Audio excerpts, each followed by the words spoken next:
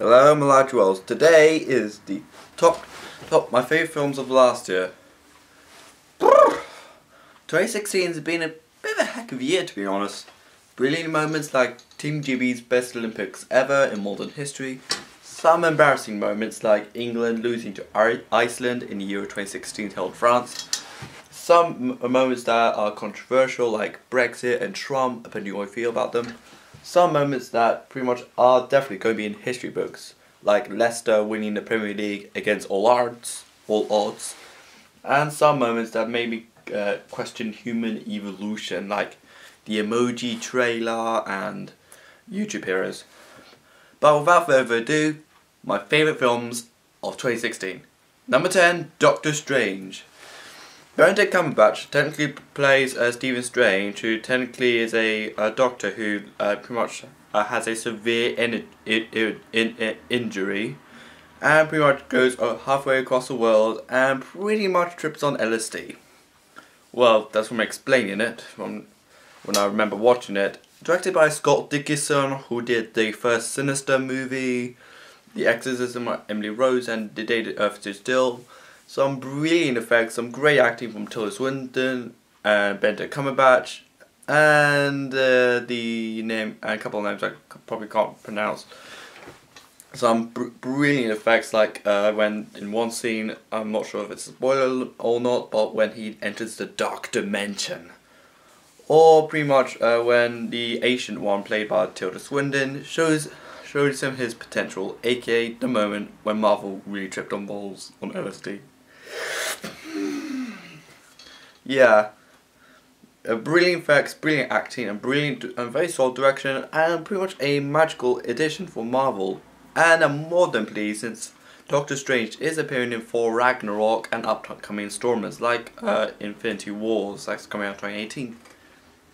Number 9, first time in 5 years we heard something from J.K. Rowling of Fantastic Beasts and Where to Find Them. Eddie Redmayne, he's on a roll at the moment. He got nominated the second time for Danish Girl, and he pretty much proved he can do no wrong. And he also is going to appear in 2 years' time, The Early Man, which is an Aardman movie, and pretty much could be unstoppable without a few stinkers to his name like Drip Descending. It pretty much how do I describe it? It's technically based in 1920s New York, and pretty much has Newt Scamander pretty much have a suitcase full of animals and magical creatures and in different worlds, and he pretty much meets Jacob, a baker, and two ladies that'll help him find the creatures after he let them loose. Although I've already seen the Harry Potter films just prior to the film's release, like my favourites were Goblets of Fire and Prisoner of Azkaban. The effects, especially near the end, were just amazing. The acting of Eddie Redmayne as Newt Scamander is brilliant. The direction of David Yates is great. And pretty much the story of how it connects itself from 1920s New York to 2000s Britain. And it's pretty much, I can't wait for 4 more installments to come out. Number 8, the movie that restored all faith in any movies based off animation is Jungle Book. So far we had Paddington, although it's not a Disney film, but who cares? It's based on animation and literature. And now we have Jungle Book, a movie directed by John Favreau, who directed the first 2 Iron Man movies, and it's up in hands due to the upcoming Lion King adaptation. Although the voice work by Bill Murray, Ben Kingsley, Idris Elba, and Christopher Walken are brilliant, the effects were amazing. The scores remind me of my childhood when I remembered watching Jungle Book when I was a very small kid and watching on my VHS player. Yes, I still have a VHS. Ain't that depressing? Also, it pretty much gave me a new idea what the upcoming installments could be. How do I say it? The upcoming live action films like Beauty and the Beast and Mulan. I think fingers crossed. It gives me more of a finger crossed feeling. I think I'm kind of appreciating the films a bit more. Yeah, and all that. Now, Like movies based off animation or very popular animation, Hope, Ghost in the Shell does the same. Number 7 is a very underrated movie. I'm not sure you guys have seen it, but it's Solly, a film directed by Clint Eastwood, starring Tom Hanks as he portrays Captain Solly, who has to technically direct a plane into the River Hudson, and pretty much everyone's alive. It actually happened back at early 2009. Technically, he faces court trials after pretty much saying that, oh, you could have made it to that airport that's like a couple of miles away, like this and that.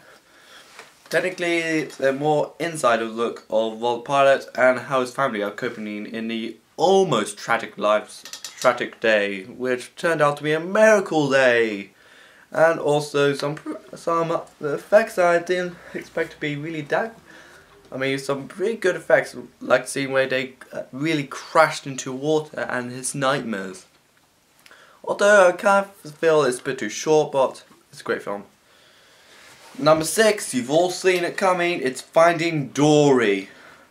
If you thought Zootopia was going to be on this list, then you're close. You're close. Technically, Finding Dory is Dory who pretty much needs to find her parents, and actually ends up in a Californian marine bay. While at it, she meets an octopus, and they pretty much try to find a way around the aquatic center. Yeah, the animation by Pixar is always at its greatest. The score by Thomas Newman is great. The humor, especially by Ellen DeGeneres, is hilarious. And one of the most memorable characters I remember from there is Gerald. Gerald! Yeah, that Gerald. AKA, what my sister says, mocking the mentally retarded since mid-2016. Yeah. Humorous, beautiful, it's like the same, but only in California Marine Bay. Yep. Great. And number 5. Oh my. Is it me or mostly Disney films on this list? And I think this is the second to last Disney film before I blow up your minds. Okay, number 5 is Civil War. Yes, Marvel part Disney. You have to like it or not.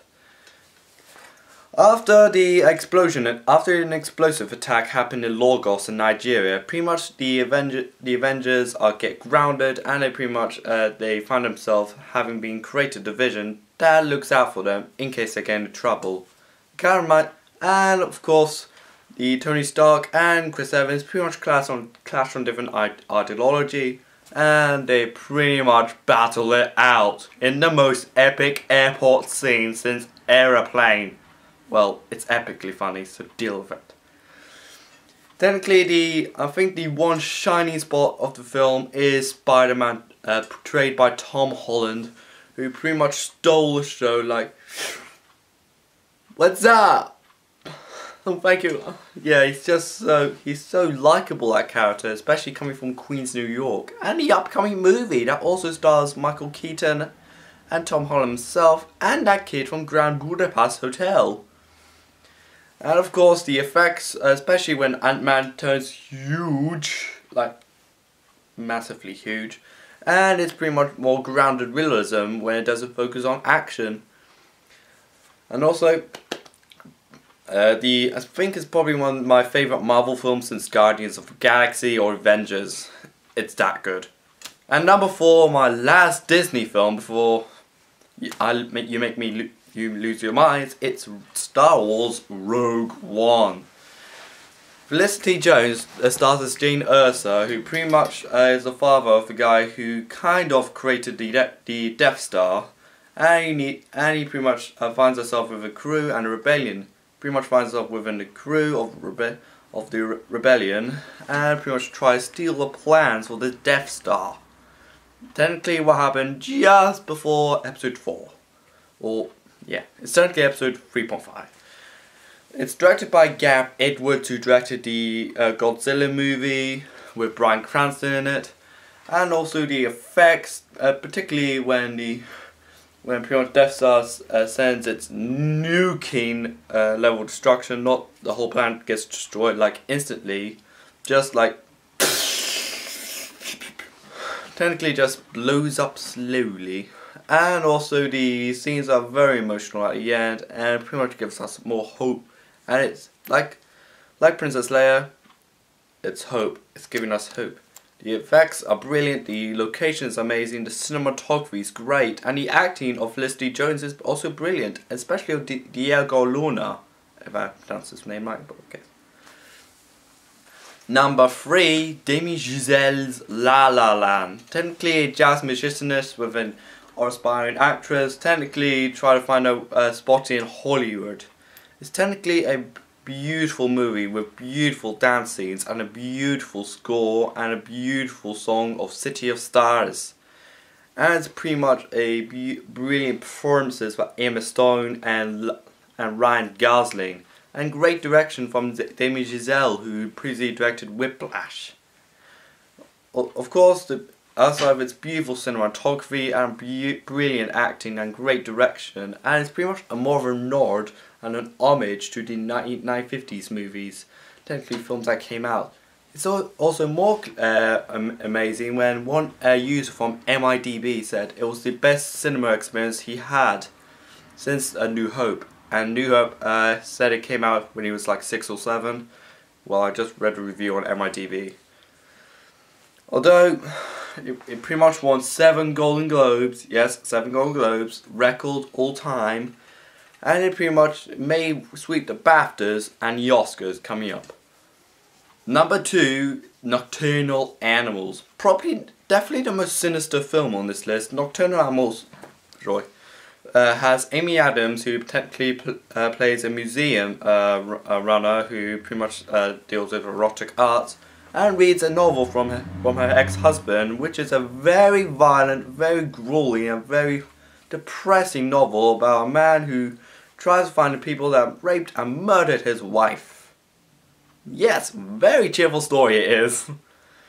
The cinematography is brilliant, the score, especially at the opening credits, which consist of nude ladies doing cheerleading dances, well, elderly obese nude ladies doing cheerleading dances.